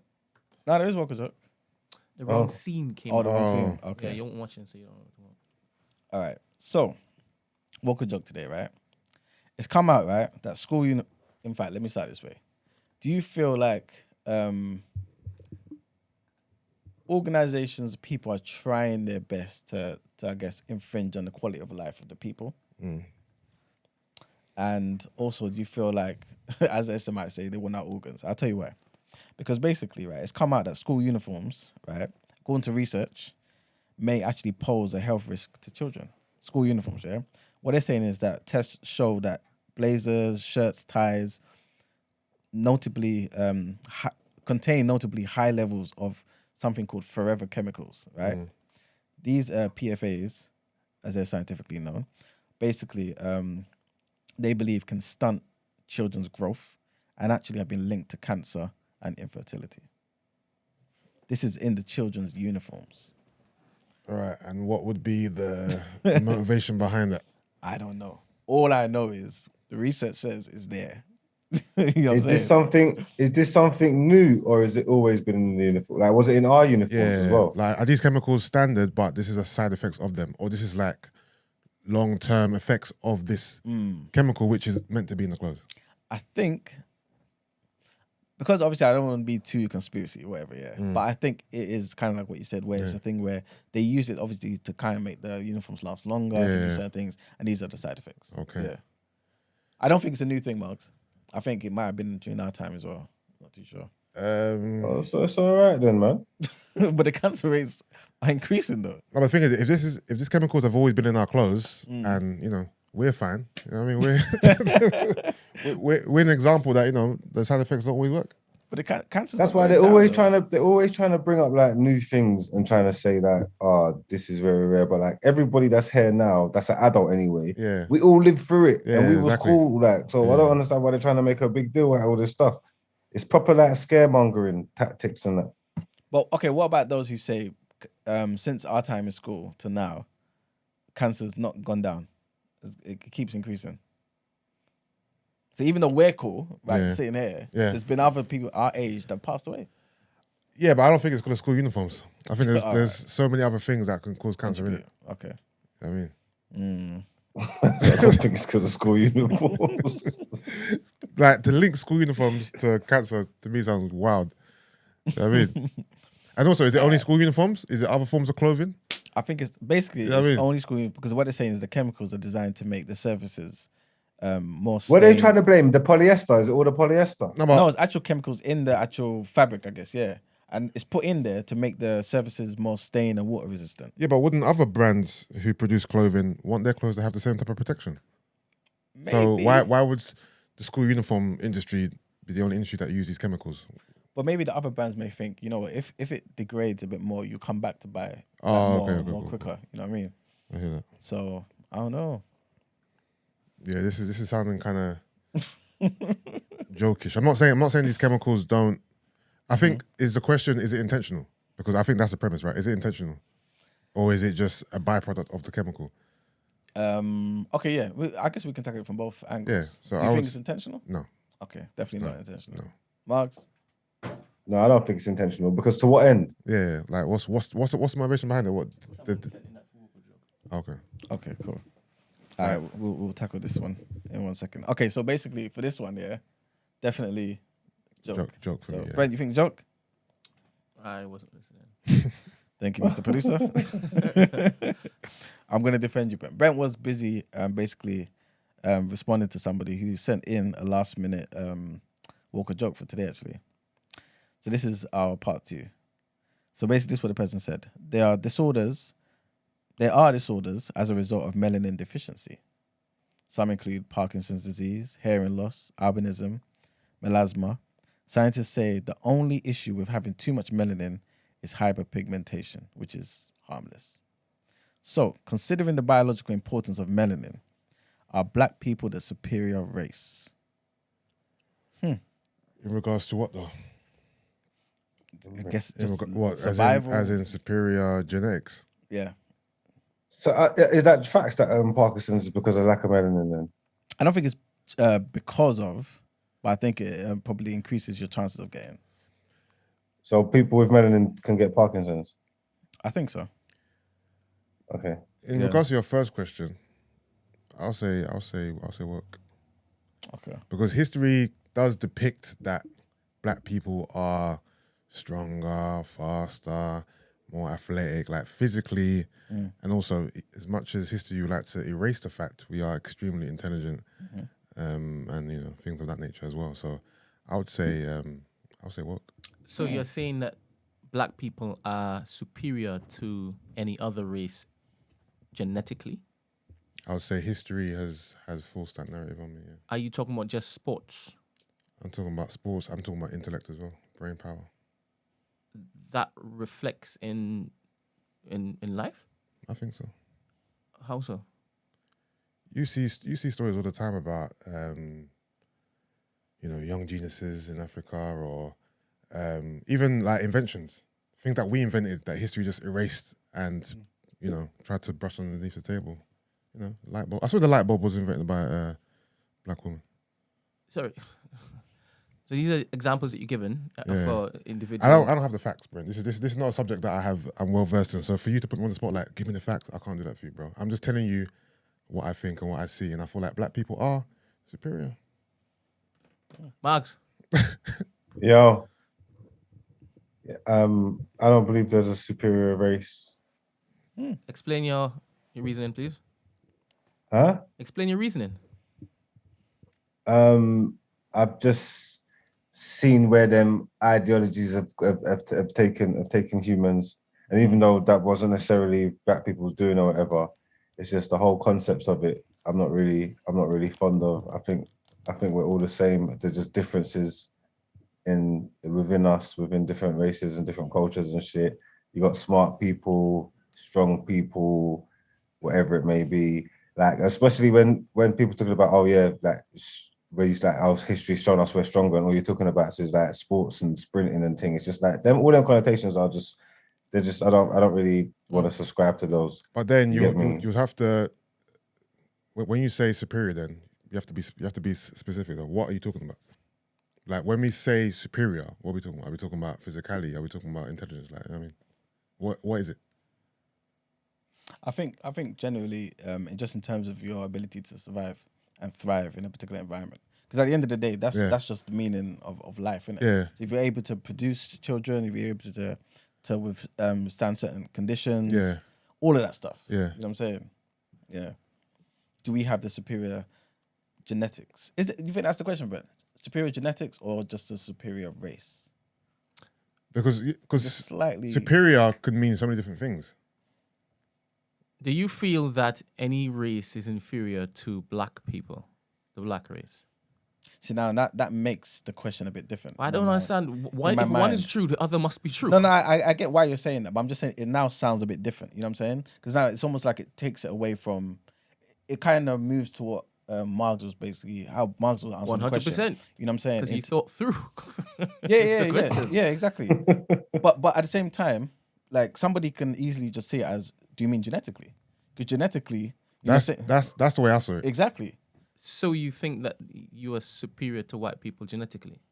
Or white people are inferior to you genetically? I think if we're talking about this, okay, cool, let's break up into categories. Mm-hmm. I think physically, I know Mark was like, he doesn't care about, sports and that stuff as well, but we can't ignore it. That's in front of us, isn't it? I think physically, black people seem to be superior to a lot of races in terms of physical prowess, speed, strength, stuff like that. Like we do dominate sports. So, like, do we dominate sports for? Is it fluke? Is it genetics? Is it? I mean, is it our makeup? What is it? And also DNA wise, in terms of like dominant genes and things of that nature, black people's genes obviously are more dominant in terms of how they express themselves. You know what I'm saying? Like, remember, white people came from black people, if you believe that type of, that science. White people came from black people. So a white person can't produce a black man, but a black man can produce a white man, if that makes sense. You know what I'm saying? So if they were to come together, the genes, their alleles, how they express themselves is more dominant for a black person. You know what I'm saying? So if you're talking about from that angle, then fine. If you're talking about in terms of like a nationalist, So this is the type thing of that idea. obviously like them kind of. This is why I don't want to buy into them kind of things, yeah, because you just give black people like sports and entertainment all the time, like that's all that. No, but but that's just one category though. Okay, yeah, but that's the category that man keep bringing up. You're talking about the dominating industries and that. So like, do you think white people are smarter than black people or something? I just said that before, that I thought that I didn't think that. I mentioned intelligence as well. So give me some. So when we talk about intelligence, then give me some examples of industries that black people are dominating that ain't about fucking running and jumping or singing and shit. Then dominating. I'm trying to think. This is what I mean. So this is why I don't want to buy into those kind of things. This is why I can't even go. No. Hear me out. I think me not being able to just come off the cuff with industries, that doesn't negate it, because I'm just one person, bro. So to say just because Yusuf can't just tell you what it is doesn't mean it doesn't exist, bro. So you can't do that. You can't just use me as your thing, innit? So that's unfair, first and foremost. And two, there's a lot of reasons why black people, there's a whole plight. To say just because I can't name them means it's not a thing, it's not, you know what I mean? So, I mean, what aspects of the white race is superior to us, Emmanuel? Well, please say again. I heard you, but I need to say it again. What aspects of the white race I heard you. I need to take that. are superior to us? Are you saying that we have everything? I believe we have everything we need. No. You're talking about resources now. Yes? No, I'm not talking about resources. I'm talking about everything we need to survive. We've been here. We're the first. I don't want to basically distract from the main crux of it. Go on. If we are superior to them, then they're inferior to us, right? All right, cool. Don't all right, cool. Why are you dodging that? Yeah. I need you to basically. All right. Yeah. Go. Is this what you believe? Again, it depends on what you're talking about. Like I see it as this survival, right? Do you have a problem with them saying that they are superior to us? Because they have been right? Yeah, because it's false.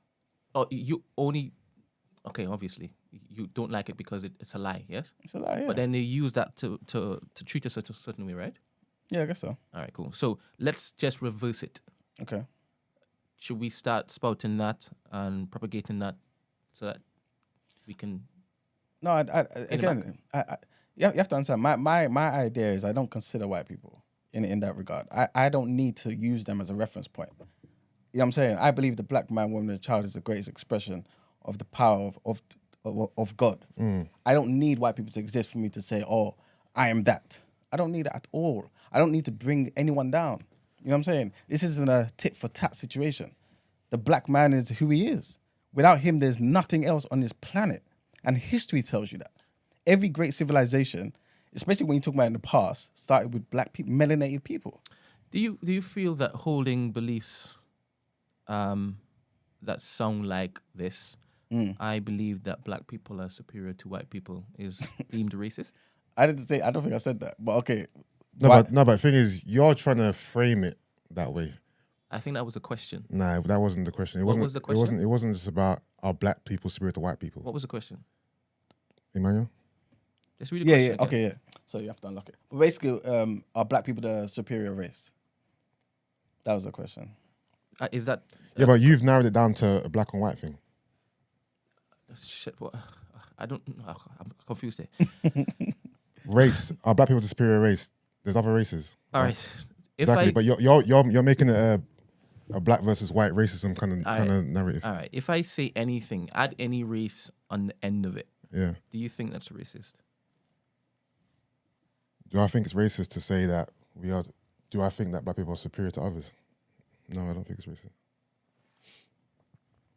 Emmanuel? I think it depends what it's founded upon. So just the statement itself, I don't think it necessarily means it's racist. If there's something that particular person can back it with. So if we are just talking about sports, we then say, yes, black people tend to perform better than other races, yes? Yeah. But we can't make a blanket statement like black people are superior to white people. Again, you have to be very Specific clear on the context. Yeah, exactly. Yes. So based on what she was saying, just the I guess the genetics she's talking about, do black people have superior genetics to white people? I think, again, you have to be context. And I'll tell you why I'm saying that. Because I think it depends on where you are. So, for instance, right, if you send me to the Arctic or Antarctic, I'm not superior over there. Yeah. I'll be gone in like less than 24 hours. You know what I'm saying? Yeah. But, again, you send white people to Africa where you know what I'm saying, I'm radiating. Yeah. I'm definitely superior because they will die. But also, you know what I'm saying? They need SPF and things of that nature. You know what I'm saying? How do science? Because this is all science, right? How do scientists deem superior genes?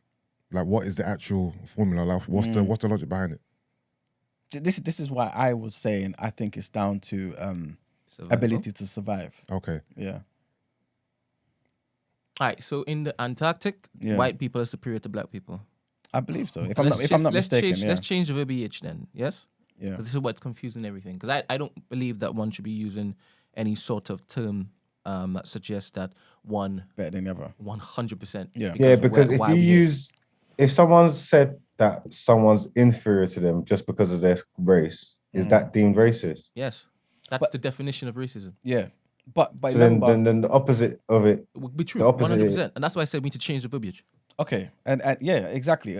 But this is why I guess to kind of aid that, I was talking about context. You know what I'm saying? Because in particular contexts, right? In a particular context, to have a particular level of melanin would be better for you. You know what I'm saying? In certain circumstances. Yes. You know what I'm saying? Because it's just, like you said, it's just science. To say that that's not real is a lie. But it doesn't make you superior. It means that then okay, if you want to change the word, you could survive in that climate. All right, then fine. Yes. And after a while, white people in that particular climate will adapt, yes? Not necessarily. You what? We are living in the UK. This is not our land, yes? Yeah. You're not getting as much sun as it is that we How long need. you been here, Brent? When I say we, I'm talking about black people. Exactly. How long we've been here? For a long time. How long is a long time? Sorry, so are you saying that after a while I can't live in the UK as black people? But remember, black people, history will tell you we've been all over the globe. So you know what I'm saying? So what are we saying then? Are you agree with me? No, I'm not agreeing with you because white people can't do the same thing. Oh, you're saying they would die in Africa? I'm saying in certain environments, right? They need certain things. What about Greece? What about Italy, where there's sun a lot of times? But this is why they have different levels of melanin over there. You know what I'm saying? Because I guess some of them have adapted. That's what I just said. Yeah, but not all. This is why people die. Because of cancer? Yes, cancer, skin, all that type of thing. People die. I don't know if it's en masse, brother. I mean, they have whole flipping countries with people, and they're just slightly brown. But no, but you have to understand how migration works. Like it happens with time. People look at history, right? White people, for example, during certain periods, have had to stay in certain like caves and certain things in order to survive. In the same way, black people who migrated outside of Africa had to do the same things. Otherwise, they would have died. And many did die because it wasn't favorable for them. So we've had to adapt. Those who couldn't adapt died. Like it's not racist to say something that's scientific fact. It's history. What in particular are you talking about now? What do you mean? When you say it's not racist to say something that's scientific fact, what are we particularly talking about right now? About your melanin levels, certain features that your body has in it. You know what I'm saying? Like maybe how your eyes are, the size of your nostrils, all these type of things occur. You know what I'm saying? Like change with time. But some people cannot change. You know what I'm saying? Again, look at sickle cell, for example. We had to adapt. And because of it, it's killing us. You know what I'm saying? But in that particular region where the adaptation occurred, it helped them to survive. But those where they struggled to adapt died. You see what I'm saying? All right. So let's get back down to the point. Yes? Yes. We all agree that there's no superior race, yes? Yeah. Right? Everyone's equal, yes? Yeah, of course we're all equal. We're all human beings. All right, good. So we shouldn't be using words like superior and inferior. But this is what I'm trying to say. Like, the thing about me is I don't just look at the label or something. I like to know the content of it. So my thing is, what does that person mean by superior? I can't just rubbish it. I need to know what they mean. And so based on what they're saying, talking about diseases and things of this nature, right? I'm trying to understand what they're saying and not just hone in on just the word. You see what I'm saying? It's not fair to the argument. That's how I'm seeing it. This is what I'm saying. We Yeah. have to change what we're talking about, because if we Yeah, just of course. holistically look at it, we can't basically agree with it because that's Yeah. racist. Yeah, because I guess somebody else could also write in and say, is the white people a superior race? Because having too much melanin and being in certain areas have proved that you guys get sickle cell. You know what I'm saying? So it could be framed in a different way, 100%. But again, I'm just trying to make sense of what the person is actually saying, rather than just saying, okay, yeah, we're not trying to say one superior to the other, this, that, and the third. You know what I'm saying? All right, Kevin Thompson, you're going to the Milf and Honey podcast live show. I need you to find somebody in our community, take a selfie, and I need to see that picture. Because the type of spiciness you be talking. What's Mr. What do you Kevin mean? What do you mean? saying? This picture? Huh? You said you need to see this picture. I need to see a picture of him. Oh, why don't you just ask him to send one? He's not going to. Okay. Why do you think he's buzzed? But his views, I believe it, he wants to go behind the scene. He wants to What's he saying? keep his identity hidden. Kevin Thompson! No, so I'm not in the chat. I'm not in the live. Kevin, please. I would love to know what you look like, right? Why? Because- Why are you saying because of? Explain why you want to see him. No, it's the him saying that black people are superior, blah blah blah blah. It's Yeah. a whole set of stuff he's been saying. Oh, like, okay. Things that people are PC when it is that they talk about things that aren't homophobic in the way he But wants. are you saying he has to look a certain way for him to be able to speak? No, I like would this? like to see what he looks like. Just because. Just because. Oh, okay. Yeah. I thought you were saying Kevin that Thompson, please, hit me up. you can't talk spicy unless I feel like you look like No, you could talk I spicy. need him to. If you're talking spicy, Yeah. but for example, Mark's talk spicy all the time. Yeah. And he puts his face in the camera. Yeah. You understand? Yeah. And he will stand by whatever he wants to stand by. Yeah. Right? I would like the same with him. Oh, okay. Yeah. Just wanted to say it, and this is what Danielle was saying in the chat, and what she's saying is key, right? The argument is too generic. They're verticals, So intellect, Hold on. physiology. That's why I said let's break it down into categories. This is what I'm saying, because just say that one is not. Like, Yeah. Sorry, Some- repeat that. why I said about Danielle? No, what you just said. Oh, sorry. Yeah, I said basically what Danielle said is correct, in that the argument is too generic. There are verticals, intellect, physiology, etc., etc., etc. You know what I'm saying? And obviously Yusuf is saying this is why you got to break it down into certain things. But I guess you're hanging on to the word superior. Yeah, as in an overall superior race in all categories. Yeah. Where I think you should break it down into categories. Because some things, it benefits you to have this Yeah. over the other. Give me some of those categories. Just now. Well, the two that come to mind is physicality and All right, intelligence. Those are the two. intellect was one. That Intellect Daniel and just mentioned. physiology. Yeah, physiology. So All right, so physiology we just spoke about with the sports, right? not only not sports, necessarily but survival. Yeah, melanin levels, being in certain environments, things of that nature. Cool. Yeah. And you think black people are superior to other races? Yes. In certain environments. That's like everybody. Okay, Yes. Okay, cool. Yes. Yeah. yes. All right, cool. What's the next one? The intellect was one of them. Intellect. All right. So which race is more superior than us in intellect? I don't think there's any race that's more All right. So we're than us. superior to all of them. No, you can be at the same level too. But I'm just saying I don't think one is more than others. All right. Let's move on. To what, another category? Or No. another topic? Let's move on to the next topic. Hey, Kevin Thompson, is your name Kevin Thompson Academy? Please confirm. Thanks. I'm not gonna throw your picture up on the thingamajiggy, but I just want to know if this is you. Well, you just typed in a random Kevin Thompson No, on he Instagram. just said he's on Instagram on the same name, so I want to know if it's the one. Thank you very much, Kevin Thompson. Brendan's on your bumper, boy. All right, cool. You must have been talking a lot in the chat then. What was he saying, though, Prince? Is No, that bad? he started early. And Okay. yeah, people were saying, Kevin, like, I don't believe that you're the age that you say you are and whatnot, because of the views that he has. Okay. Yeah. This is not a platform for hate, Kevin. Listen, this is not a platform for hate. Anyway, let's move on. That doesn't sound like any of us on here are hating, though. No, Kevin wants us to start Oh. speaking as if it is that. Like, we don't have our own opinions here. He wants us to be his mouthpieces, but that's never Okay. going to happen. Kevin Samuels is dead. And Andrew Tate is banned from YouTube. This guy. All right. All right then.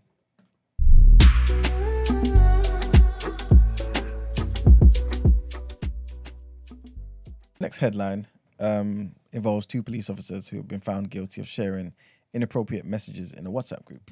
I believe there's a trigger warning here as well. So a serving Met Police constable and an ex-officer have been found guilty of sharing grossly racist, sexist and misogynistic messages with Sarah Everard's killer. Jonathan Coburn. Sorry, what were we on? Headlines, yeah? Yep. That was done out here. I just saw. Let me just. Nice one, bro.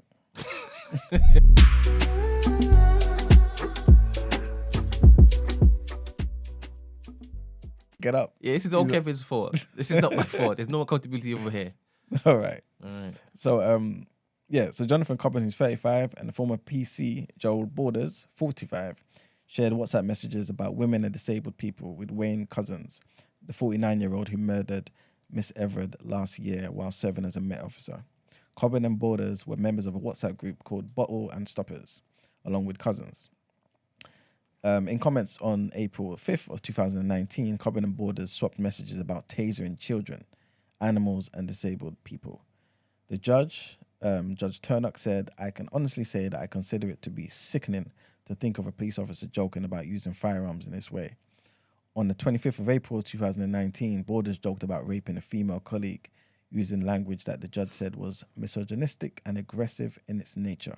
Coburn from Didcot, Oxfordshire, and Borders from Preston, Lancashire, will be sentenced on the 2nd of November.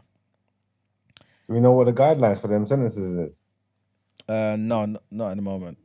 I don't believe. Okay. Yeah, that's the only So detail. we reported on these up before, though, innit? Yeah, I think we did. Yeah, I think we did. Yeah. Next headline is about sweet shops in Oxford Street, and basically, yeah. Anyway, so sweet shops in Oxford Street are set to face stricter rules after Westminster City Council revealed plans to tackle those it believes are not paying tax. An investigation into 30 American-themed stores is already underway for alleged business rates evasion of £7.9 million. Westminster claims it is waging a war. Council leader Adam Hogg said, "The people selling overpriced and often out-of-date sweets are cheating the UK's taxpayer and very often swindling their customers into the bargain." Concerns that shops are being used as hubs for dirty money come as a report from the Centre for Public Data found that Westminster area had seen a 1,200% rise in the number of property owners registered to Russia and 300% rise in owners registered in Jersey since 2010.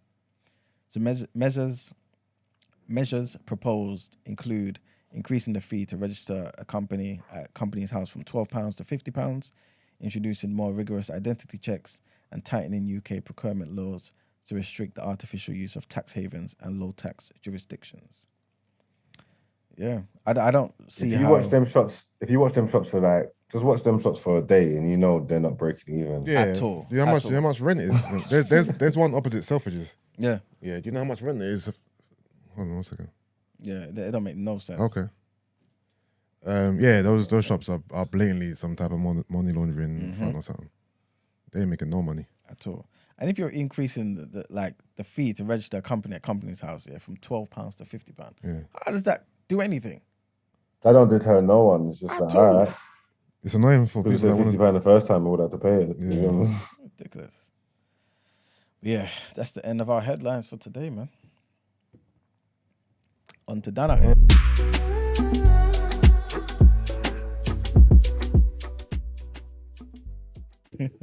You have a problem with me being rattled? By Kevin, yeah. I have no problem with me being rattled.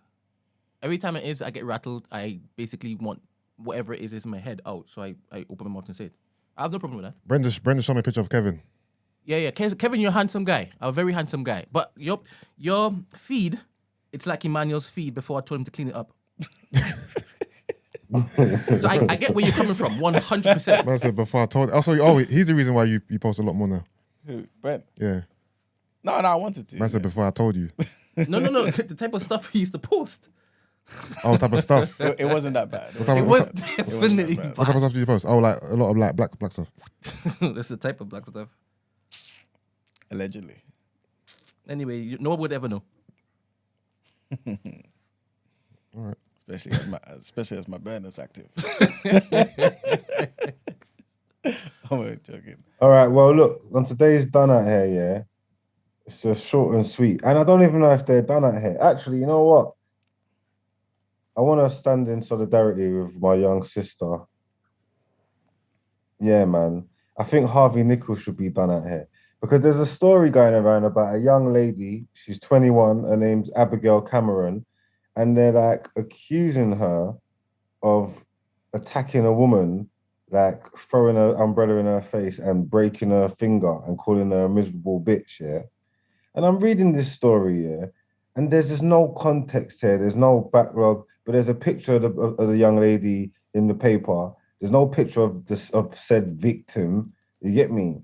And there's just no information. I think they just wanted a chance to just put a little young black girl on blast, and I'm not really respecting it. I don't like it. They haven't given me enough here.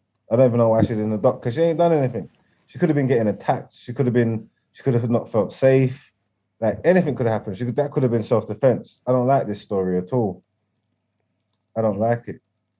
I need more information, man. Yeah, basically, yeah. I think it's unfair that they got this little girl's picture in the paper. Yeah. No victim, no real explanation to what's going on, no content to the situation, and just accusing her of attacking someone and trying to make her out to be some monster. I don't like that. Yeah. I don't like that at all. I'm not even gonna lie to you. This ain't sitting right with me. So who's done that here then? Is it Harvey Nichols? It might be Harvey Nichols or Daily Mail, you know? Boy, both of them can get both. it, man, because this is bullshit, man. I want to know what's going on, man. I want to know what's going on. Talking about giving that address where she lives in Hackney. Talking about the properties fetch more than £1 million. Stay out of her house, crowd business, man. You don't know what I don't even know what these are doing. And she's young as well, 21. Nah, man, I don't like this story. Still, Harvey Nichols, Daily Mail. These are done out here, man. We got to protect our young sisters out here, man. Facts. But if I find out you've done anything wrong, I'm gonna flog you. that's all I got to say. That's all I got to say on this one. I told you it was short and sweet. We need to update my doc, please. Actually, tomorrow's our Friday, isn't it? Yeah. Oh, yeah, we'll be all right. It's cool. Cool. Yeah, man. Let's get into the outro.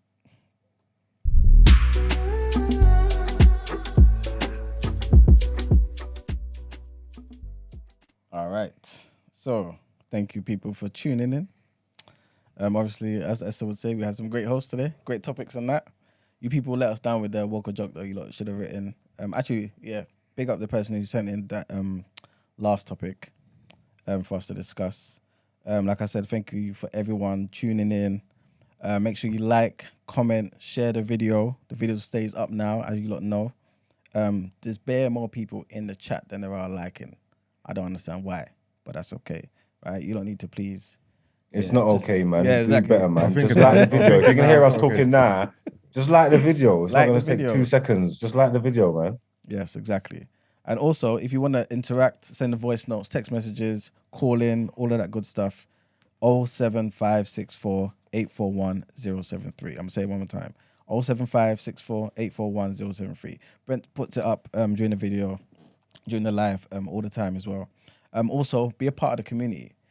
If you type in community.thenewblack.com, backspell with the X in the middle, you see everything to do with TNB. You can go on the website as well, www.thenewblack.com as well, everything to do with TNB, our ethos, our ethics, tenets, everything that we stand for.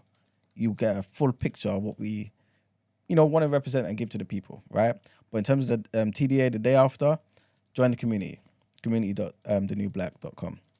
And we're extending a personal invitation to Kevin Thompson to come on the platform. I need his views out there. Okay. This is the platform for it. I think we'll have some good debates. I think you would put your name and your face to these particular takes of yours. Margs, you right with him coming on board? Yeah, man. Come up He's next a week, big man. fan Let's see of, where I'm going. No behavior as well. Cool. All right. then. Emmanuel, is that Appreciate cool? Yeah, that's Democracy, fine, man. obviously. Yeah, 100%. Use? You can come on. Right. Yeah. Kevin, you have to come true. I'm going to sort it out. You're not even following us on Instagram. This is disgraceful. Yeah, that's a problem. Can you man. follow us on Instagram, please? I need to organize this sit down with you. All right. Thank you very much, Marks. Thank you. I'm not thanking Emmanuel. Don't have to. Thank you very much, Yusuf. Brent is racist. And thank you, Esther. We love you. Shout to the blacks.